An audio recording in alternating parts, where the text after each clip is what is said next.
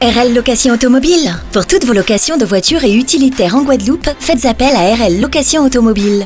Avec RL Location Automobile, réservez en toute tranquillité 7 jours sur 7, 24 heures sur 24. RL Location vous propose une large gamme de voitures et d'utilitaires au meilleur prix sur le site internet www.rl-location.com. RL Location, c'est aussi l'assistance et la livraison. Pour tout renseignement, contactez-nous au 0590 10 66 87. RL Location Automobile, la location en toute simplicité. Guadeloupe, actualité. Le président de la République Emmanuel Macron a dit ce jour que, je cite, « Nous avons besoin d'avoir une réflexion sur les réseaux sociaux, sur les interdictions que l'on doit mettre. Et quand les choses s'emballent, il faut peut-être se mettre en situation de les réguler ou de les couper. » Et ça n'a pas manqué effectivement de faire un tollé sur les réseaux en question. Et à compter de cette année fiscale, donc l'année 2023, la taxe d'habitation sur les résidences principales s'est terminée. Les propriétaires devront toujours s'acquitter de la redevance pour leurs résidences secondaires et locaux vacants.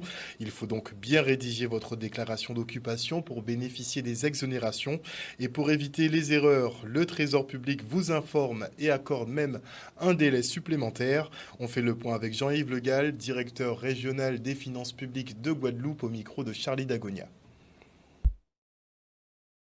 En 2023, la taxe d'habitation sur les résidences principales ont été supprimées. Donc pour l'ensemble des ménages. Donc il faut savoir que ces taxes d'habitation restent applicables sur les résidences secondaires et sur les locaux vacants.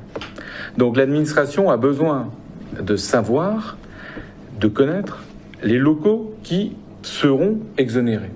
Donc pour chaque local, on attend que le propriétaire nous dise dans cette déclaration d'occupation à quel titre il occupe ou il n'occupe pas le bien.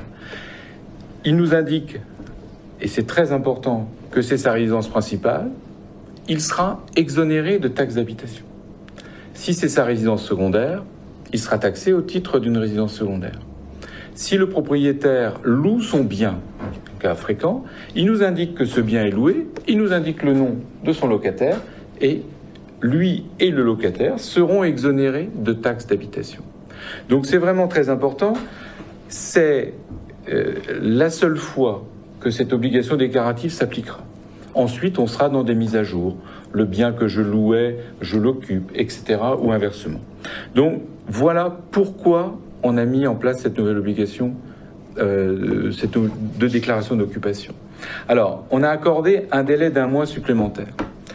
Ce mois supplémentaire a été accordé parce il s'est avéré que beaucoup de lorsqu'ils faisaient la déclaration d'occupation, constataient qu'il y avait un désaccord, un besoin d'explication sur la nature, sur le descriptif, sur la consistance du bien. Pas d'accord sur la surface, une cave qui était rattachée alors qu'ils n'ont pas de cave, etc. Donc là, le message que je souhaite passer, c'est il faut effectivement nous indiquer les points sur lesquels vous n'êtes pas d'accord. Vous faites un message, vous nous l'indiquez, et parallèlement, vous faites quand même votre déclaration d'occupation. Il y a 2 calendriers différents. Il y a le mois de juillet pour dire « j'occupe ce bien, je le loue, c'est ma résidence principale », mais il y a un deuxième temps qui est de dire « j'ai besoin d'une explication, j'ai besoin j'ai un désaccord, j'ai besoin qu'on m'explique tout ça ». Les collègues des services d'impôt des particuliers vont venir également dans les France Services accompagner les usagers. On va mettre tout en place pendant ce mois de juillet et je salue l'engagement des équipes parce que tout le monde reste très mobilisé pour aider les gens dans cette nouvelle obligation pour que finalement tout le monde puisse bénéficier de l'exonération de la taxe d'habitation parce que c'est ça l'enjeu derrière à ce stade. Et voilà plusieurs mois maintenant que la Désirade connaît une pénurie de médecins. Pour consulter, les habitants doivent se rendre par leurs propres moyens en Guadeloupe continentale. Et en plus du surcoût, les patients voient donc leurs chances réduites en cas d'urgence. Un désert médical qui annonce la couleur en termes de dégradation de la prise en charge sur les territoires insulaires. On écoute Loïc Tonton, maire de la Désirade, au micro d'Olivier Félix. Nous avons une population qui souffre. Il est aujourd'hui, pour moi, c'est le mot le plus approprié, c'est le mot inacceptable. Il est inacceptable et c'est vrai que nous, élus au sein de ce petit territoire, et qui plus est insulaire, il est compliqué de pouvoir expliquer à la population qu'il y a certaines règles, et bien évidemment, mais je pense qu'aujourd'hui, et nous avons eu l'occasion le président a eu l'occasion de le dire, je pense qu'il y a des solutions que nous pouvons trouver au niveau local de façon à apporter une sérénité, je dirais, en termes de santé pour les populations. C'est vrai que mon inquiétude, et je l'ai dit et je continue à le marteler, si nous ne faisons rien du tout pour la désirade, il est clair et net que cela se répandra puisqu'il s'agit d'une pénurie de médecins sous les Saintes, sous les îles, mais également sur la Guadeloupe continentale. Et donc nous devons vraiment être vigilants, nous élus de la Guadeloupe, et c'est pour cela que j'ai appelé vraiment à une solidarité de tous les élus de la Guadeloupe, de quel que soit le bord politique. Nous devons être très vigilants là-dessus. Aujourd'hui, c'est la désirade. Et je ne veux vraiment pas que la Guadeloupe puisse ensuite devenir comme se trouve aujourd'hui la désirade. Donc nous devons le solutionner et ensuite pouvoir pérenniser encore plus la santé, qui est pour moi un sujet très important sur le territoire. Des chercheurs de Guadeloupe et de la Caraïbe participent actuellement au symposium international Life Adapt Island. L'occasion pour eux de présenter les avancées scientifiques et techniques autour de ce projet de préservation de l'environnement grâce à des solutions basées sur la nature. Les expérimentations grandeur nature concernent 3 types d'écosystèmes qui seront restaurés d'ailleurs, à savoir les récifs coralliens, les herbiers marins et les mangroves. Plus de précisions dans le reportage. Le projet Adapt Island est un projet porté par le Grand Port Maritime de la Guadeloupe qui consiste à expérimenter à grande échelle des solutions fondées sur la nature pour lutter contre le changement climatique. Il est soutenu par le Fonds européen LIFE. Et aujourd'hui, on organise donc un symposium international qui a pour objectif de partager avec les scientifiques du territoire et de la Caraïbe et aussi à l'international les avancées scientifiques et techniques autour du projet. My role and function within that is to look at the processes, the protocols, the procedures that the local team is engaging on to examine how successful it could be and whatever changes that can be made to that process to have higher success rate. Concrètement, le projet s'attaque à 3 écosystèmes côtiers littoraux emblématiques, les récifs coralliens, les herbiers marins et les forêts littorales, en particulier les mangroves. Et sur ces 3 écosystèmes, on met déjà en place dans le cadre du projet des actions de restauration. Il y a encore beaucoup à faire, mais en tout cas, on a déjà bien avancé et on a aussi un retour d'expérience déjà intéressant sur lequel on peut échanger aujourd'hui. I am very impressed with from an island, from a nation's perspective, that they have put so much effort and funds and capacity towards such a project. This is, I think, something that as a whole the Caribbean should be involved in. Alors, comme tous les projets européens, effectivement, il y a un cœur opérationnel sur le terrain, mais le volet dissémination et communication, sensibilisation est aussi très important. Aujourd'hui, on se concentre vraiment sur le volet scientifique, mais on se félicite d'avoir un public très varié, des étudiants, des experts, mais aussi des gestionnaires d'espaces naturels, des collectivités, ce qui permet finalement peut-être de réveiller les consciences. More than 80% of the global population relies on our oceans. And most people don't consider that our oceans and the health of our oceans are also intricately linked to our weather conditions, the food that we're able to get, and also enjoy as just Joe Public to be able to go in and see the reef, see the fish. Most people don't go to see the corals, but the corals are what attracts the fish and the fish are what attracts the people. Un reportage signé Solène Fèvre. Notez que l'Opcommerce s'installe en Guadeloupe. Cet opérateur agréé par l'État contribue au développement de compétences des salariés et favorise l'alternance. Il développe des projets en partenariat avec des acteurs de l'emploi et de la formation au plus près des besoins de branches, des entreprises et des territoires.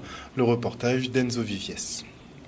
On se retrouve aujourd'hui parce que c'est la conférence de presse pour installer de manière physique l'Opcommerce dans les territoires d'outre-mer et en particulier aujourd'hui à la Guadeloupe pour permettre aux entreprises du commerce d'avoir des interlocuteurs au niveau des branches pour pouvoir développer l'alternance et les diagnostics entre autres et être en proximité des petites entreprises de Guadeloupe. C'est avec plaisir qu'on vient s'installer officiellement en Guadeloupe. Jusqu'ici, l'Opcommerce était représenté par un autre opérateur de compétences, Acto. Et puis c'est vrai que depuis 1 an, le conseil d'administration a a voulu qu'on vienne avec nos propres équipes et voilà. Donc depuis 6 mois, on est installé, mais là on vient avec la présidence pour marquer le coup et puis montrer qu'on est au service du commerce de Guadeloupe et des salariés du commerce de Guadeloupe. La manifestation d'aujourd'hui, c'est de réunir tous les acteurs autour d'une conférence de presse pour effectivement lancer la mise en place de l'Opcommerce en Guadeloupe et de se retrouver autour d'un débat éventuellement sur la formation professionnelle et l'apprentissage et l'alternance d'une manière générale et d'échanger, de se connaître, voilà. Au niveau de la Guadeloupe, on a une déléguée territoriale qui est Sandrine Natolo, d'accord, qui est en charge du partenariat et du dialogue avec les institutionnels et les entreprises et les organismes de formation. Et elle est accompagnée d'une conseillère en formation qui, elle, démarche les entreprises pour leur expliquer de quelle manière ils peuvent recruter des jeunes via l'alternance et comment on peut les aider au niveau de l'Opcommerce à financer l'alternance dans les entreprises qui le veulent. C'est l'implantation et de faire connaître l'Opcommerce et sa présidence, puisque sa présidence est en hexagone, puisqu'on dit hexagone aujourd'hui, et de faire comprendre à l'ensemble des acteurs économiques de la Guadeloupe qu'on est à leur écoute et qu'on sera les porte-parole auprès du conseil d'administration de l'Opcommerce, le président et moi, de l'ensemble des besoins qui seront remontés au fur et à mesure du temps. À la Guadeloupe, maintenant, c'est un territoire comme les autres et à qui on attache la même importance et où on veut apporter le même niveau de service que dans l'Hexagone. Et dans le cadre du réseau Jeunesse Outre-mer, des jeunes du Groenland et de Belgique sont de passage chez nous. Ils sont venus notamment à la rencontre des Guadeloupéens, mais ont aussi aujourd'hui visité la distillerie Boulogne, l'occasion d'apprécier le process de fabrication de cet alcool très apprécié et qui resserre les liens d'ailleurs. Regardez. C'était super important pour nous de permettre aux jeunes Guadeloupéens de rencontrer des jeunes du Groenland, de la Belgique, pour qu'ils puissent s'apercevoir que malgré que le fait qu'on ne vive pas nécessairement à côté, en tout cas on appartient à la même zone, c'est-à-dire la zone Europe, et de comprendre également la diversité culturelle de l'Europe. Je suis Guadeloupéen de base. Et j'accompagne mes camarades qui viennent de la Belgique et du Groenland et c'est un plaisir de leur faire découvrir tout ça. Et ça nous permet à nous autres Guadeloupéens de découvrir encore une fois ce qu'on connaît déjà. Guadeloupe, c'est formidable, hein. Les gens ici sont super accueillants. On a déjà fait connaissance avec beaucoup de choses ici. Par exemple, aujourd'hui, on visite la distillerie. C'est super chouette, c'est super intéressant. En Belgique, on boit du rhum, mais on ne sait pas d'où ça vient ou comment ça se fait. Alors aujourd'hui, on fait connaissance et c'est chouette. Et peut-être on va aussi goûter un petit bout plus tard, alors c'est formidable. L'objectif pour nous, c'est de permettre aux jeunes de découvrir de nouvelles cultures, de pratiquer également l'anglais, mais également de se découvrir en tant que personne. Ils ont la possibilité de participer à la création des activités qu'on met en place et du coup, en ce sens, ça leur permet également de développer des compétences et également leur savoir-être, comme le leadership par exemple, parce qu'ils doivent animer des ateliers. Je trouve que c'est très important entre les jeunes pour découvrir des autres choses qu'à la maison, pour peut-être trouver aussi des similarités entre les cultures. Par exemple, les Groenlandais, nous et les Guadeloupéens, on a beaucoup plus en commun qu'on pense peut-être en avance. Alors oui, on en apprend beaucoup. C'est que le 3e jour, mais j'ai déjà appris beaucoup des gens de Guadeloupe. C'est vraiment l'occasion de partager, de démonter les préjugés, d'aller vers l'autre. C'est vraiment important. On discute, même si on a du mal à comprendre parfois. Parce que moi personnellement je parle pas très bien anglais, on s'aide et c'est ce soutien mutuel qui nous permet d'avoir vraiment une très très bonne expérience. Les Guadeloupéens, de rester comme ça, vous êtes super accueillants, super gentils. On peut pas dire ça de partout dans le monde, alors mais ici c'est vraiment on se sent très bienvenus tout de suite et je peux dire que j'ai déjà beaucoup de nouveaux copains. Voilà. Et on fait maintenant un saut sur la Grande Galette pour la présentation des maillots du 45e tour de Marie-Galante. Cette année, c'est une fois de plus, la région accompagne cette association dans le cadre de l'organisation de la 45e édition du Tour cycliste de Marie-Galante. À l'école de cycliste, on essaie de faire un petit crescendo avec des petits jeunes Et ces petits jeunes-là, doivent les faire évoluer au sein du club et qu'on sorte au moins 2 ou 3 champions. Déjà, M. Cléonis qui fonctionne très bien. Donc c'est de trouver au moins 1 ou 2 autres jeunes qui sortira de l'école de cyclisme. Vous savez que j'étais ancien coureur de l'UPMG et quand j'ai décidé de vélo sur route, je suis national du club d'encadrement technique où j'ai resté pas mal d'années. Aujourd'hui, on m'a mis à l'honneur, je suis très content et puis ça me fait chaud au cœur. Rendez-vous en juillet pour une belle 45e tour. Et rendez-vous peut-être, je dirais, dans 3-4 ans pour avoir une équipe solide, une équipe où on va y aller pour la gagne. Le message donné, c'est déjà si on veut faire du vélo, il faut déjà aimer. Et puis il faut faire beaucoup de sacrifices et puis écouter des conseils, quoi. Et puis surtout, c'est l'entraînement qui fait tout. La région accompagne Marie-Galante dans le cadre de l'organisation du Festival Blues. La région accompagne Marie-Galante dans le cadre de cette manifestation. Elle accompagne Marie-Galante également dans le cadre de la compétition de scooter des maires.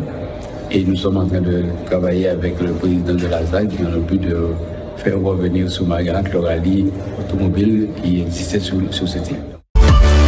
O-News Radio sur outremernews.fr.